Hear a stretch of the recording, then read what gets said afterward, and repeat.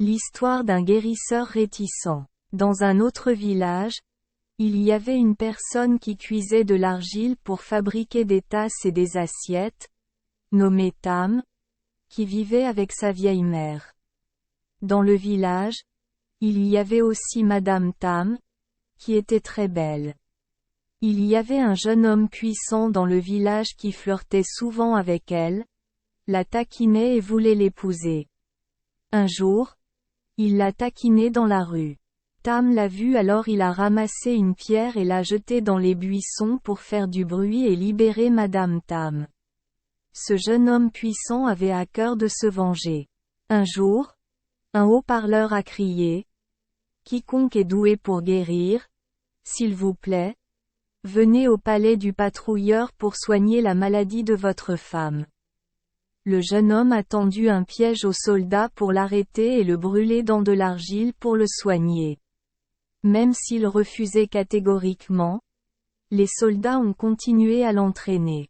Lorsqu'il est entré dans le palais, il a refusé de savoir comment le guérir, alors il a été battu par le garde. C'était si douloureux qu'il a dû le risquer. Il entra dans la chambre du patient et comprit qu'il s'était étouffé avec une arête de poisson. Il a soulevé son pantalon pour révéler l'endroit où il venait d'être battu et contusionné. Il a gémi, faisant rire sa famille et son patient. Il a demandé qu'on lui frotte les fesses avec du sel pour dissoudre le bleu. C'était trop douloureux. Il a crié. Le patient a ri jusqu'à s'étouffer. L'os est sorti. Il acceptait à contre-cœur les éloges et les récompenses.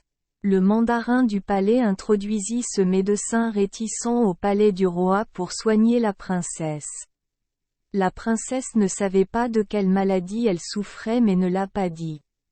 Le roi dit « Si vous parvenez à faire prononcer 3 phrases à la princesse, vous serez grandement récompensé et vous pourrez l'épouser. » En entrant dans le palais du roi, il lava le riz, puis le mit sur le feu sur un trépied à 2 pieds, de sorte que le pot tombait sans cesse. La princesse passa et vit ses yeux piqués. La princesse dit « Pourquoi ce type est-il si stupide? Encore une jambe? Allez-y. » Le gars a obéi. Le pot n'est plus tombé. Le gars a utilisé des cailloux pour se frapper les uns les autres pour faire du feu mais n'a laissé aucun petit bois. La princesse a eu des démangeaisons et a dit la 2e phrase « Mettez l'amadou ». La 3e fois, la princesse répéta « Mettez une baguette dedans ».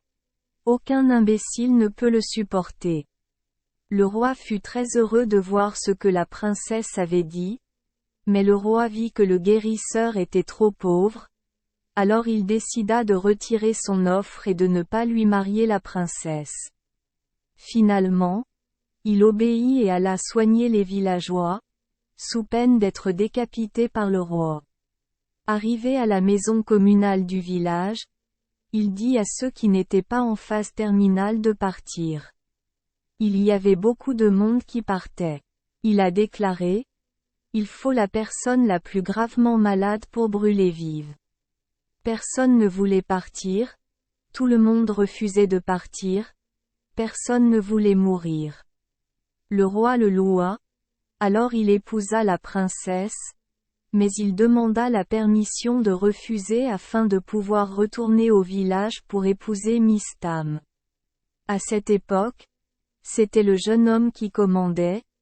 Alors il est venu flirter avec elle, et à ce moment-là, Tam est revenu et a appelé les soldats pour la secourir. Ce type était gêné et s'est enfui. Tam et Miss Tam forment donc un beau couple.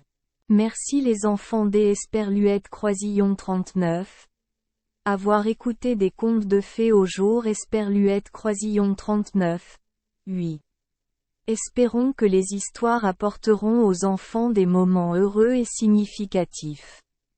Si vous aimez notre chaîne, veuillez appuyer sur le bouton S Esperluette Croisillon 39.